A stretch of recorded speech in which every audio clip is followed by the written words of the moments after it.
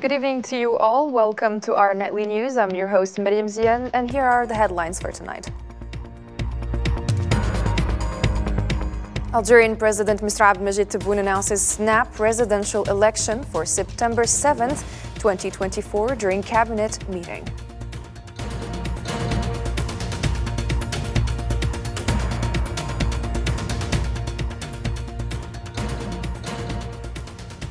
Next, Zionist aggression in Gaza intensifies. 7 massacres leave 65 dead and 92 injured, including an attack on Al-Shifa hospital.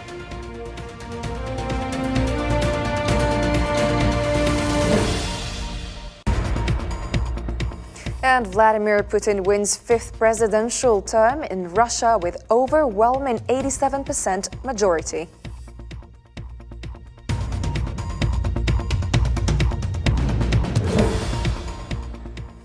These were the headlines. At the outset, the Algerian President, Mr. Abdelmajid Tebboune, chaired a cabinet meeting on Thursday devoted to examining preparations for the upcoming presidential elections.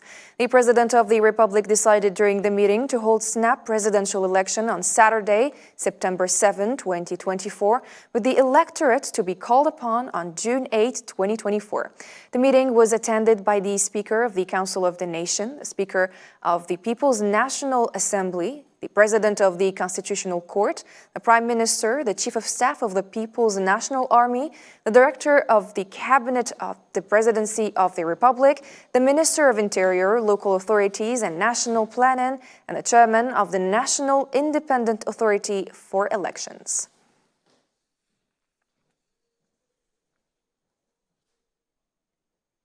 And the Palestinian file right after the jingle.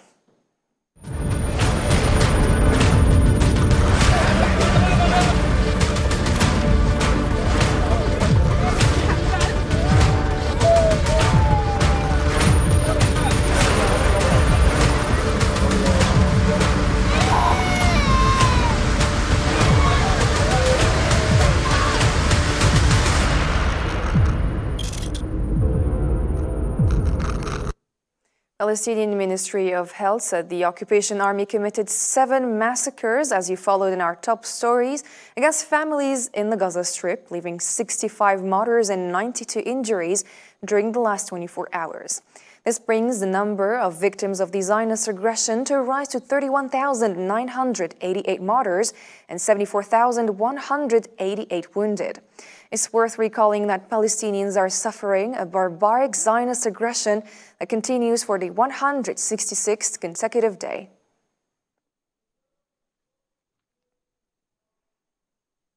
And amid escalating tensions, a distressing development unfolds as Zionist occupation forces target a specialized building within Gaza City's Al-Shifa hospital, exacerbating the siege and resulting in significant loss of life. Hussein Barkan has more to tell. Al-Shifa Hospital, a critical healthcare facility, finds itself at the heart of the conflict, with the intensified Zionist aggression placing thousands of lives at risk. The recent bombings, preceded by evacuation warnings, serves as a grim reminder of the vulnerability faced by civilians in the region. The persistent Israeli atrocities within the premises of Al-Shifa Hospital have resulted in the tragic loss of life, with at least 200 Palestinians having been martyred by the time of this statement, many among them injured, deliberate killings and extrajudicial executions subsequent to their arrest. Detailed accounts from the Euro-Mediterranean Human Rights Observatory paint a bleak picture of the situation, with reports of widespread killings, shootings, and arrests within the hospital premises. Additionally, nearby residential areas have been targeted with bombings, further deepening the humanitarian crisis. We issue a stark warning concerning the conversion of Al-Shifa Hospital by the occupying army into a site for public executions amidst ongoing field executions. There is a looming fear that the entirety of Al-Shifa Hospital may face bombardment, compounded by the destruction of adjacent buildings and homes following the targeted attacks on some of its facilities. Shockingly, this marks the second intrusion into Al-Shifa Hospital by occupation forces since the conflict began last October. Infrastructure damage is extensive, with the surrounding areas enduring heavy artillery shellings, resulting in numerous casualties and widespread devastation. The aftermath of the bombings further exacerbates the crisis, triggering massive fires that force hundreds to flee to eastern Gaza City neighborhoods like Al-Tufah, Al-Zaytun, Al-Shuja'iyya, and Al-Sabra in search of refuge. Director of the World Health Organization, Tedros Adhanom Ghebreyesus, said Thursday that the organization and its partners lost contact with healthcare workers at the Al-Shifa hospital in Gaza City due to occupation attacks inside and around the hospital. Ghebreyesus stressed that hospitals should not be battlefields and must be protected in accordance with international humanitarian law. WHO director also called on the occupation to open more crossings and accelerate the entry and delivery of water, food, medical supplies, and other humanitarian aid into Gaza. We're particularly concerned about military operations inside and around Al-Shifa hospital in Gaza City. Accessing Al-Shifa is now impossible, and there are reports of health workers being arrested and detained. The U.S. State Department said Anthony Blinken discussed with Egyptian President Abdel Fattah al-Sisi negotiations to reach an immediate ceasefire for at least 6 weeks and the release of all hostages. U.S. State Department spokesman Matthew Miller indicated that Secretary Blinken also discussed with the Egyptian president efforts to establish an independent Palestinian state. Understands quite well how the U.S. government works. They interact frequently, not just with members.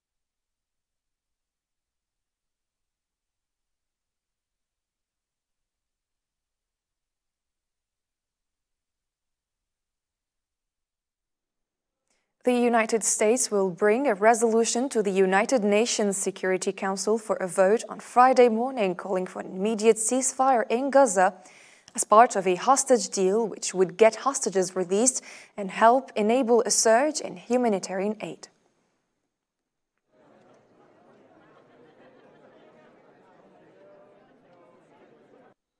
Leaders from the 27-member EU bloc have called for an immediate humanitarian pause in fighting, likely to lead to a sustainable ceasefire in war-torn Gaza.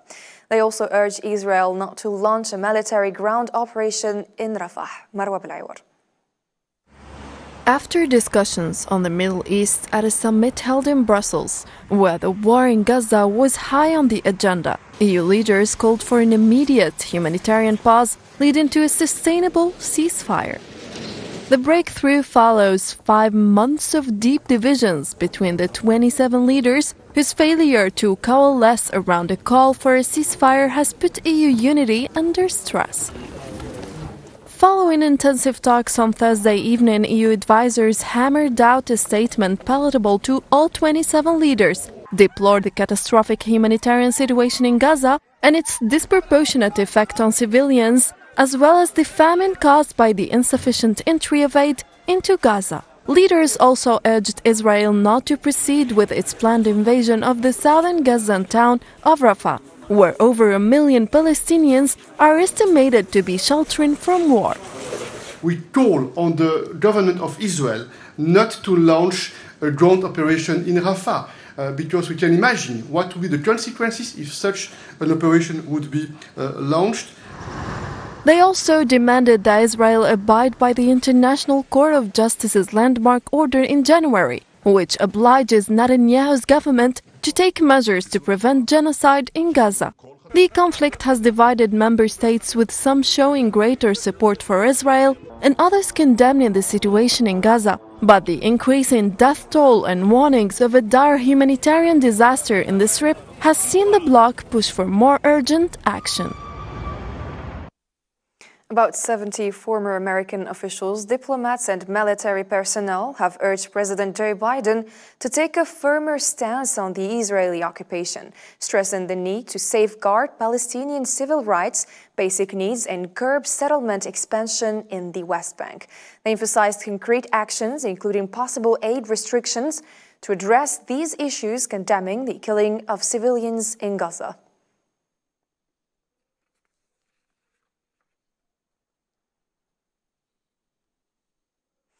The military wing of the Islamic Jihad movement, Al-Quds Brigades, published video scenes from inside fighting positions of its elite in the North Gaza Brigade during the month of Ramadan. Let's watch the following.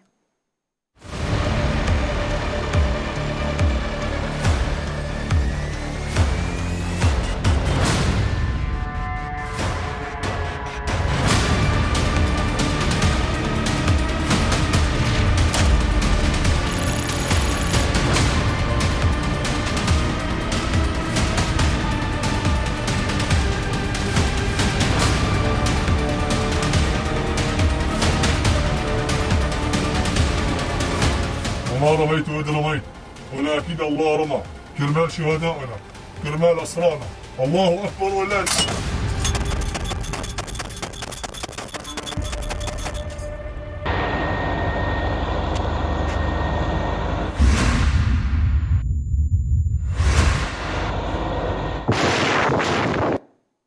The official spokesman for the Palestinian presidency, Nabil Abu Rudaina, said that the ongoing Zionist aggression against the Palestinian people in the Gaza Strip and the West Bank clearly indicates that the occupation insists on defying the international community, which is unable to hold it accountable and stops its aggression on the Palestinians. Abu Rudaina warned in a statement that the occupation authorities' continued war against Palestinians, which has dragged the region into chaos, will not achieve security and stability for any party, pointing out that everyone will pay the price for Israeli recklessness.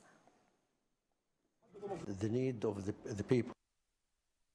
We warn everyone that the continued all-out war waged by the occupation authorities against our Palestinian people, which has dragged the entire region to the point of explosion, will not achieve security and stability for anyone, and everyone will pay the price for this Israeli recklessness. The stability and security of the region are in danger as a result of the US administration's reluctance to force Israel to stop the all-out war, stop the storming of the city of Rafah, and the risks of displacement.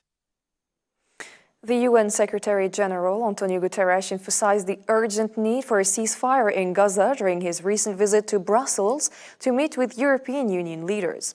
Meanwhile, Josep Borrell, the EU's foreign policy chief, stressed to reporters that the situation in Gaza is not merely a humanitarian crisis, but a profound failure of humanity.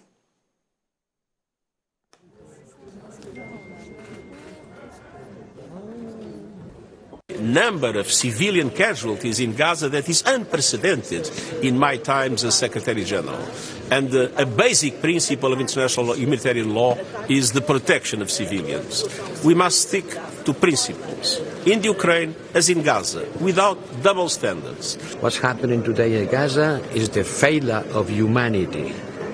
It's not a humanitarian crisis. It's the failure of humanity. It's not a earthquake. It's not a flood. It's bombing. The only way of stopping this humanitarian crisis, human crisis, is Israel respecting more civilians and allowing more support to enter into Gaza. The Executive Council of UNESCO has unanimously adopted a resolution denouncing the Israeli occupation's actions in Al-Quds city and its walls. This decision rebukes all unilateral and illegal measures taken by Israel aimed at altering the historical and legal status quo in Al-Quds and its sacred sites. Emphasizing the nullity of these actions, the resolution reaffirms previous decisions issued by the Executive Council of UNESCO and the World Heritage Committee regarding Al-Quds.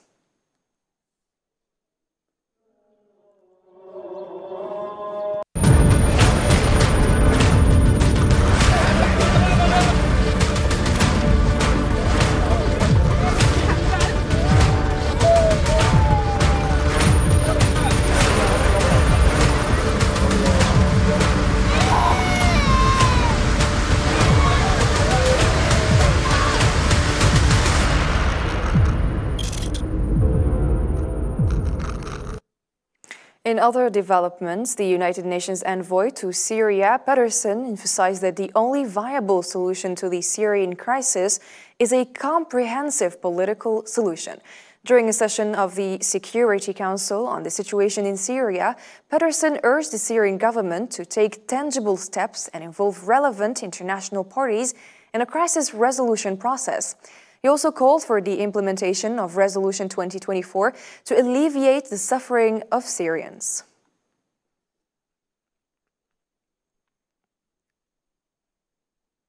The permanent representative of Algeria to the United Nations, Ammar Ben Jama, stressed the necessity of continuing the Syrian-led and Syrian-owned political process with the support of international community in order to achieve a lasting solution to the crisis.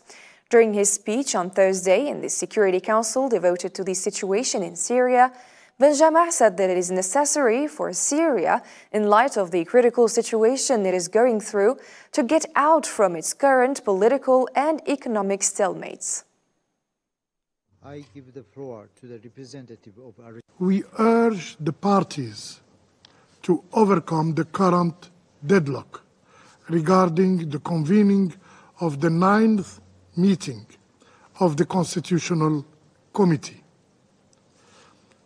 At this critical juncture for Syria, it is imperative that the Syrian-led and Syrian-owned process, with support with the international community, continues toward a lasting resolution of the crisis that has plagued Syria for over 13 years. After enduring such instability and suffering, Syria, the Syrian people, needs support to emerge from its political and economic challenges. In the same context, Ben Jama also stressed that said that the humanitarian crisis in Syria is unprecedented and pushes Syrians into deep despair, adding that sufficient and predictable funding must be provided to Syria humanitarian response plan to address the food insecurity crisis. Let's take a listen. The humanitarian situation remains dire, with more than 60 million people in need, over half of whom are women, and an unprecedented humanitarian crisis is unfolding, plunging Syrians into deep despair. More than 90% of Syrians now live in poverty, and the economy is in free fall due to tightening sanctions. The A3+ calls for sufficient and predictable funding of the Syria humanitarian response plan to address the food insecurity crisis and meet the need of the Syrian population. Algerian Foreign Minister Mr. Ahmed Attaf received on Thursday the Cuban ambassador to Algeria, Armando Vergara Bueno, who paid him a farewell visit the day after he concluded his work in Algeria. The Algerian Foreign Ministry clarified in a statement that the event was a chance to talk about the possibilities for further expanding the two nations' strong bilateral relations, as well as their current status.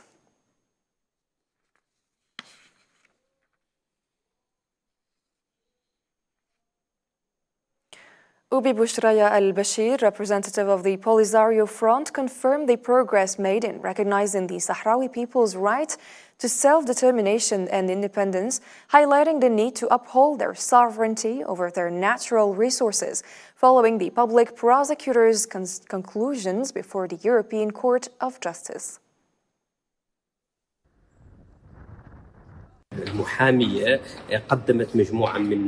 The Attorney General has submitted a series of opinions based on her own interpretation relating to the process of expanding the scope of implementing the agreement that the European Union and the Kingdom of Morocco have resorted to in order to circumvent the decision of the European Court of Justice of 2016, considering it a respect for the distinct and separate situations in the two regions.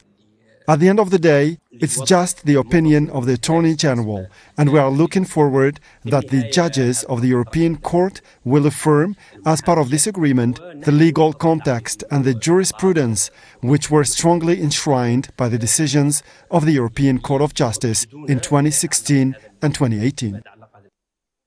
The United Nations said that Sudan is possibly on course to be the world's worst hunger crisis. UN Office for the Coordination of Humanitarian Affairs said more than 1/3 of the country's estimated population is facing food insecurity.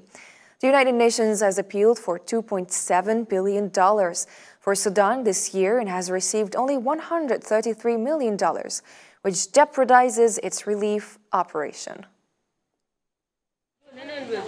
Sudan is on the course to become the world's possibly worst hunger crisis. Already 18 million people, again, has been said. More than 1/3 of the country's estimated population are facing food insecurity. By the time the lean season arrives in May, people in some parts of Darfur could face what we term IPC Phase 5 level acute food insecurity. We call this stage a catastrophe. The Central Election Commission in Russia has officially announced Vladimir Putin's victory in securing a 5th presidential term, garnering more than 87% of the total votes cast. Head of the commission, Ella Pamfilova, revealed that over 87.5 million voters participated in the presidential election, with Putin commanding a significant majority.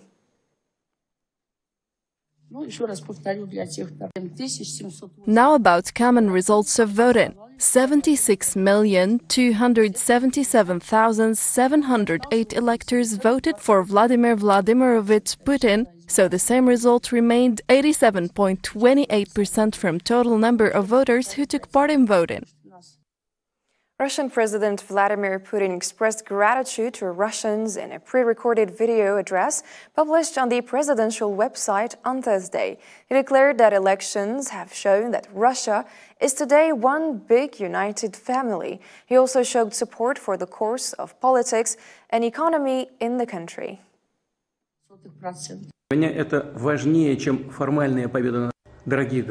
For me, this is more important than formal victories in elections. This is support for the political and economic course of our country, our common results, which of course should be greater, but even now, they already make Russia even stronger and more independent. A few words about the work of election commissions at all levels. As always, you acted efficiently, competently, on the principles of openness and in strict accordance with the law. And on our historical territories, members of the election commissions were an example for voters, showing courage and bravery. The elections have shown that Russia today is one big friendly family. We walk together on the historical path chosen by us, confident in ourselves, in our strengths, and in our future.